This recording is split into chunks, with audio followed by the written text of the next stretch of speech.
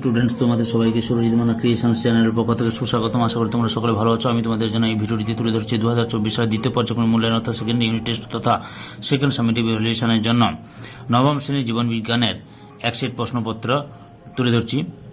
একটি স্কুলের প্রশ্নপত্র তোমাদের সামনে তুলে ধরছি, যার পূর্ণমান অর্থাৎ মোট নম্বর হচ্ছে 40। বিভাগ ক এর দাগে একের দাগে সঠিক উত্তর নির্বাচন করো।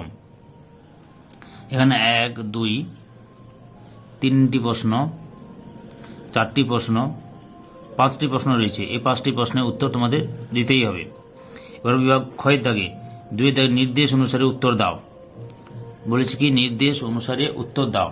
দেখো 2.1 এর দাগে আছে একটি বাক্যে উত্তর দাও যে কোনো দুটি। 2 এর দাগে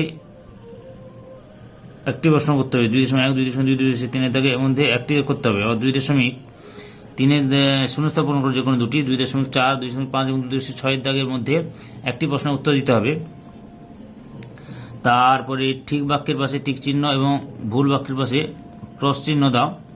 যে কোনো দুটি দিতে হবে তোমাদের। দেখো এখানেও 3টি প্রশ্ন রয়েছে। 3টি প্রশ্ন দেখি আমাদের সেকেন্ড পেজে কি প্রশ্ন রয়েছে। সেকেন্ড পেজে রয়েছে এ স্তম্ভে দেওয়া শব্দের সঙ্গে বি স্তম্ভে দেওয়া সর্বাপেক্ষা উপযুক্ত শব্দটির সমতা বিধান করে উভয় স্তম্ভের ক্রমিক নম্বর উল্লেখ সহ সঠিক জোরটি পুনরায় লেখো। এই প্রশ্নটি রয়েছে এখানে, এটা আছে 4 নম্বরের প্রশ্ন।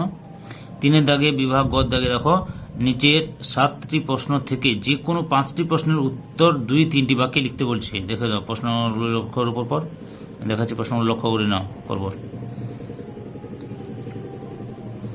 3 দাগে 7টি প্রশ্ন আছে, তার মধ্যে 5টি প্রশ্নের উত্তর তোমাদের দিতে হবে। এবার বিভাগ ঘয়ে 4 দাগে নিচের 3টি প্রশ্ন বা তার বিকল্প প্রশ্নের উত্তর দাও। লক্ষ্য করো 4 দাগে প্রশ্নগুলি পরপর লক্ষ্য করো কি রয়েছে, বুঝতে পেরেছ?